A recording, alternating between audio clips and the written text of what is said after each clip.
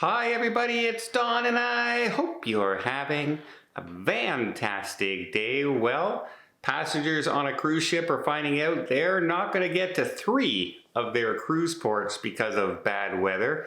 It's the second time in a row this ship has run into problems with weather in that area.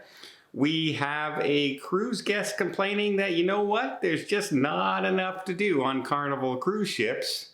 We have a brand new ship being built, and I guess it's news. Is it news now when it's the 4th one being built? We'll find out. We also have Celebrity announcing that it is trying something new on their new Celebrity XL cruise ship that they haven't tried before. They're going to have 2 cruise directors. And we also have another cruise that, yep, if you have that loyalty perks on Carnival, you're just not going to have them on this sailing.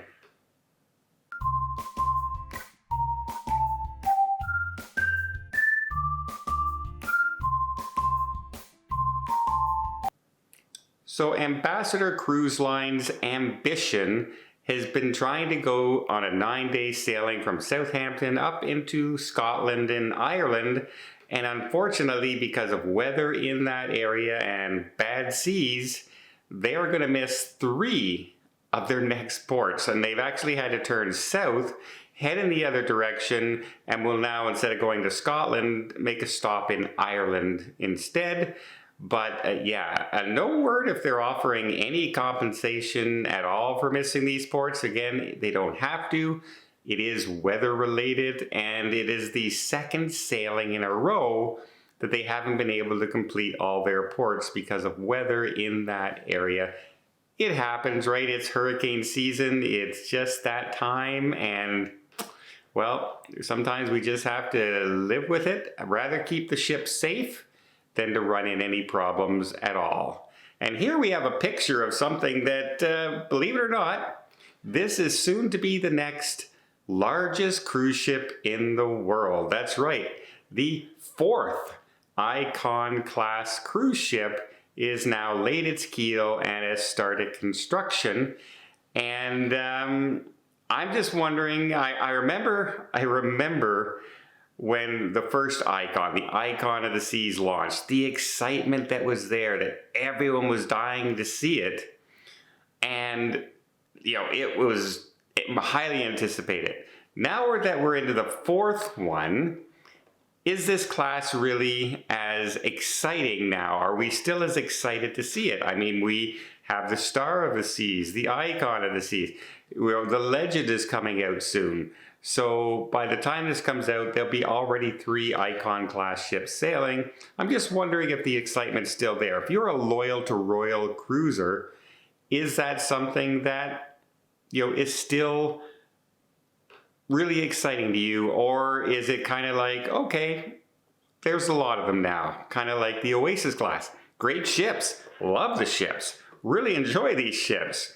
However, does the excitement for brand new class like this ship class die down a little bit? Just let me know in the comments down below. Really curious about that. Next, we have a passenger on Carnival who's been saying, you know what? When you're in port, there's just not enough to do if you stay on the ship. And he said, on my last sailing on the Mardi Gras, half the people didn't get off the ship. That's a lot of people with very little to do. Now, John Hill did mention that, you know, this is also days where crew members sometimes can have a day or a few hours off and visit the shore themselves. So there'll be less crew members on board to hold different activities, etc. But he said he's going to pass this on to his colleagues and suggestions. But there is usually lots to do, just spread out more. And don't forget, not every activity might be for us, right? Some people love going to trivia, some people don't. Some people like watching movies on the big screen, some people don't. Some people want to take yoga classes, other people don't. There's lots to do, just might not be something everybody wants to do during those times. And no, during the day, they're not going to put on production shows or anything, but there's usually live music being played somewhere on the ship, or at least a DJ playing in an area. as far as I've ever been on a cruise ship, I can always find some kind of entertainment to keep me occupied during the day. But the guest has some concerns. Other people also commented saying, hey, I was on that sailing this guest is talking about, and it was rainy almost every day we were in port.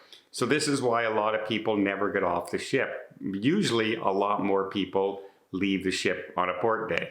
That can be understandable, right? Bad weather will keep people on the ship instead of walking around in the port and exploring the town.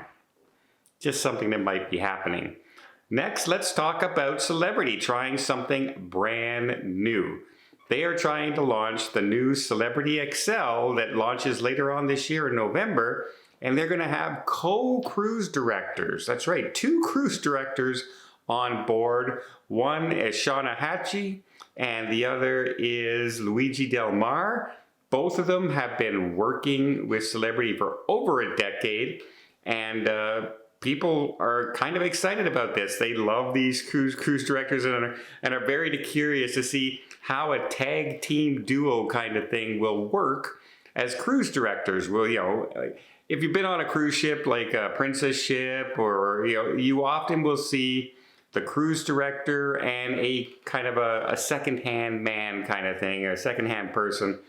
Very close, working in direct contact with the cruise director, and they're often hosting trivia together or game shows together, and they work off each other. Now they're going to have 2 cruise directors who are seasoned cruise directors, able to play off each other and make jokes, etc.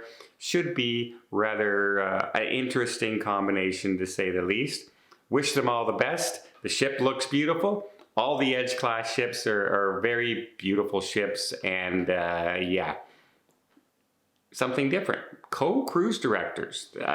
And what's surprising in this day and age of cutbacks, of, cutting back staff and things to try and tighten the load, make it more streamlined and more efficient, etc. This cruise line's going with a new direction and doubling their cruise directors. I kind of like that move. And if you're sailing today on the Carnival Conquest, you're one of those people who found out, hey, guess what? Those loyalty perks you've built up, some of them aren't available on this sailing because there's just too many high-level loyalty guests. That's right. That's that reason again that Carnival's changing their loyalty program, because there's just too many. And now that's numerous ships we hear that have canceled at all or just part of the perks you would get for being a high status level member with Carnival. And so hopefully when they do the new one, this will be a thing of the past, and we won't have to announce how many people have been, unfortunately, having those perks not available when you're on a ship. A lot of people look forward to having those perks, and it gets very frustrating when you don't have that like priority access, embarkation and disembarkation, if that's something you've strived for in your loyalty for the cruise line. Let me know if you're going on a cruise and they announce, hey, you're not going to have the loyalty perks on your ship. Would that upset you? Would you say, it's an inconvenience, but okay? Or would you be very mad, like some Carnival guests are, and saying, well, if you can't give me my perks, I want some compensation. Give me some onboard credits. Give me something in return for canceling the perks that I've earned. They kind of have an argument there, right? They kind of do. Let me know in the comments down below, and until next time, I hope you appreciate this video. If you did, please give it a thumbs up. Want to see more tips, more tricks, more travel vlogs from around the world? Hit that subscribe button. Until next time, have yourself a safe and a great vacation.